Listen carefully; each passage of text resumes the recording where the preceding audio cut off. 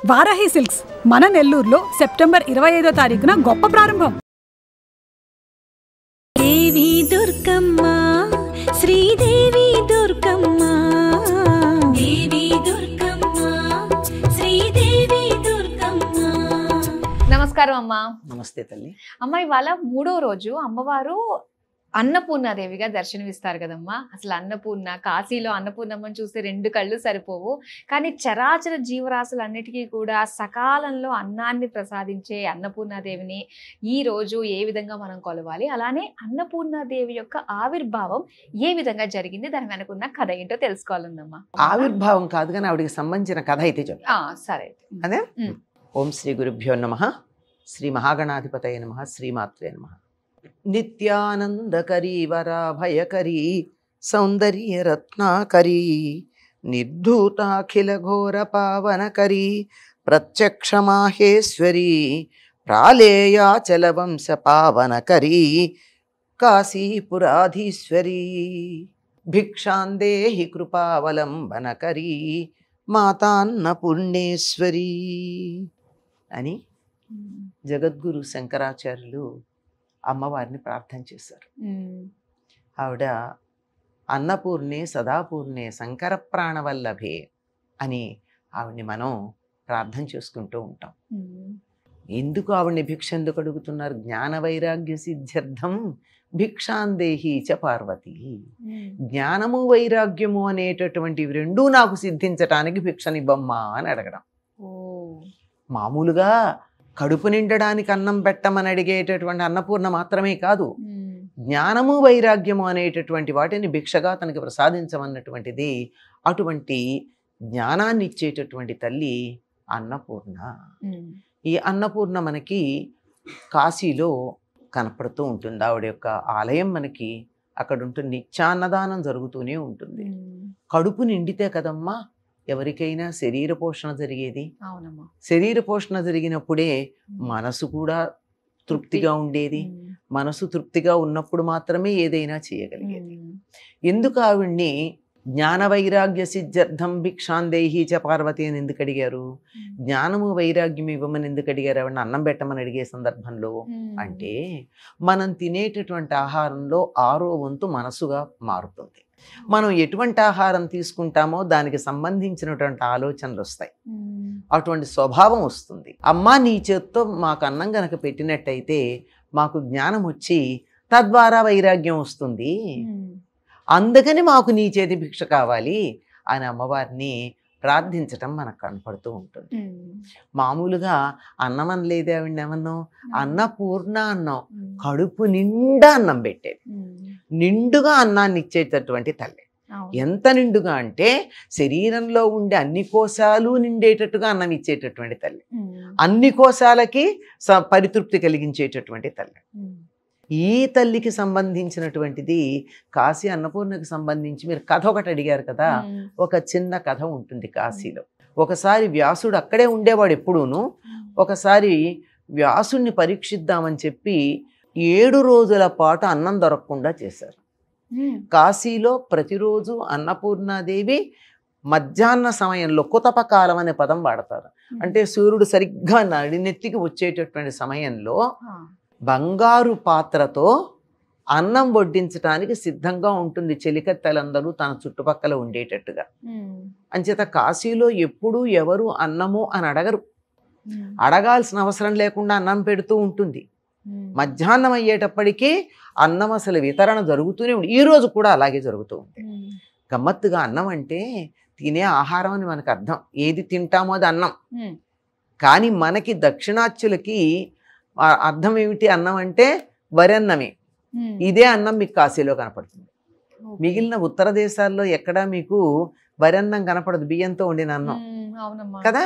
ఒక కాశీలో మాత్రం మరి ఏమిటో తెలియదు, వరన్నమే మనకి బాగా కనపడుతూ ఉంటుంది, అమ్మవారు వడ్డిస్తూ ఉంటుంది అంటారు. ఈనాటికి కూడా అటువంటి అన్నం మధ్యాహ్న సమయం అయ్యేటప్పటికీ అలా ప్రవహిస్తూనే ఉంటుంది ఆహారం. అటువంటి కాశీలో 7 రోజుల పాటు వ్యాసుడికి అన్నం దొరకల. అన్నం దొరకకపోతే 7వ రోజు ఆయనకి కళ్ళు చీకట్లు కమ్మాయిట. చక్షులు రెండును చిమ్మ చీకుటలుగాన్ భిక్షాపాత్రం హట్టంబునైన వైచినన్ అన్నాడు. ఆయనకి ఎంత కోపం వచ్చిందంటే ఆ కోపంతో అన్నం దొరకలేదని తనతో పాటు తన శిష్యులు ఉన్నారు, వాళ్ళకు కూడా దొరకల. అందుకని ఆ భిక్షాపాత్ర దారిలో ఉన్నటువంటి రాతి మీద వేసి కొట్టాట. కొట్టేటప్పటికి కొట్టి ఊరుకున్నాడా, చేతిలో నీళ్లు తీసుకుని కాశీని శపించాలనుకున్నాడు. మాభూ త్రైపురుషి విద్య, మాభూ త్రైపురుషం ధనం, మాభూ త్రైపురుషే ముక్తి, కాశ్యాం నివసతాం సదా అని 3 తరాల వరకు కూడా కాశీలో నివసించే వాళ్ళకి విద్య గాని మోక్షం గాని ఉండదు అని శపించబోయాడు. ధనం ఏవి ఉండవని శపించుదామని ఇలా నీళ్లు తీసుకున్నాడు. అది చేయి కదల్లా. కాశీని శపిస్తే శివుడు ఊరుకుంటాడా? చెయ్యి అలా ఉండిపోయింది. అప్పుడు ఒక ఆవిడ పిలిచిందిట, తిలతండుల న్యాయంతో, అంటే జుట్టు సగం తెలుపు సగం నలుపు ఉండి అలా ఉన్నటువంటి జుట్లు, అంటే అక్కడక్కడ నరసిన వెంట్రుకలతో, ఓ 50 ఏళ్ళు 60 ఏళ్ళు ఉంటాయేమో ఆవిడికి అంటాడు అని పిలిచి వీణానిక్వాణం లాగా ఉన్నటువంటి గొంతుతో చెయ్యి పెట్టి ఓ సంయ వివరా రమ్మని పిలిచే.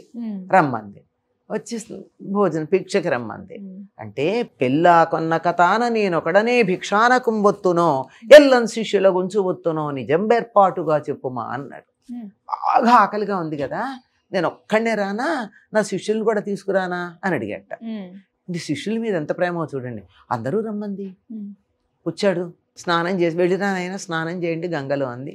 అంటే రోజుకు 6 సార్లు స్నానం చేయాలి వాళ్ళు, ఇంకా 3 సార్లు ప్రధానంగా చెయ్యాలి, ఇంకా మధ్యలో కూడా చేస్తారు. ఇలా త్రిశ్రవణ స్నానం అంటారు, పొద్దున మధ్యాహ్నం సాయంత్రం.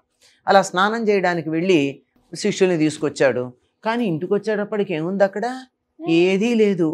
ఎక్కడ వండిన గాని వంట చేసిన లక్షణాలు గాని వాసనలు గాని పొగపు వాసనయు ఏమీ, వండిన పులుపు ఏమీ లేదుట.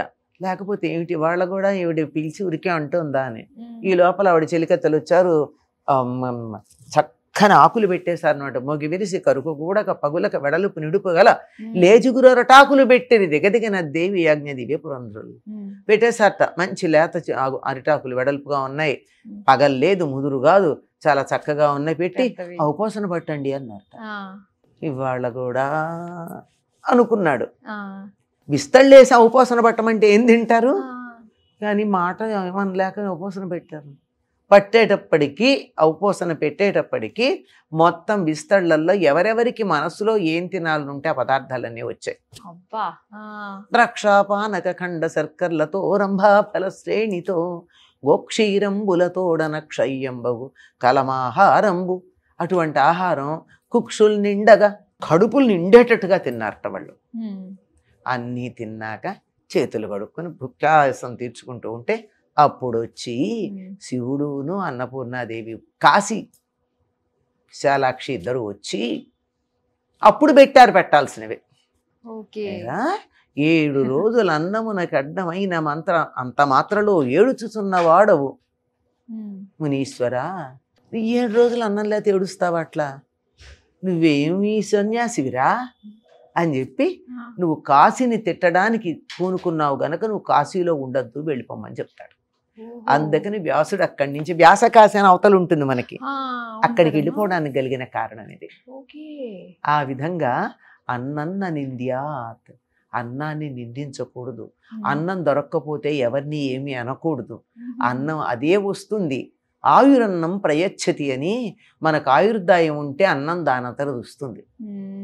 భూమి మీద నూకలు ఉన్నాయి అంటారు, అంతే కదా, అది వచ్చేస్తుంది. కనుక ఇది మనకి అన్నపూర్ణకు సంబంధించినటువంటి ఒక అద్భుతమైనటువంటి ఇతివృత్తమమ్మ, కాశీకి సంబంధించింది, బాగుంటుంది. అటువంటి అన్నపూర్ణాదేవి భౌతికమైనటువంటి శరీరం నిలబడ్డానికి కావలసిన పోషణ చేయడంతో పాటు జ్ఞానము వైరాగ్యము కూడా ఇవ్వగలిగినటువంటి మానసిక శక్తిని కూడా ఇస్తుంది. ఆ తల్లిని వాళ్ళ మనం తప్పనిసరిగా ప్రార్థన చేసుకుందాం. తప్పకుండా అమ్మ, చాలా మంచి విషయాలు మాకు తెలియజేసినందుకు ధన్యవాదాలు.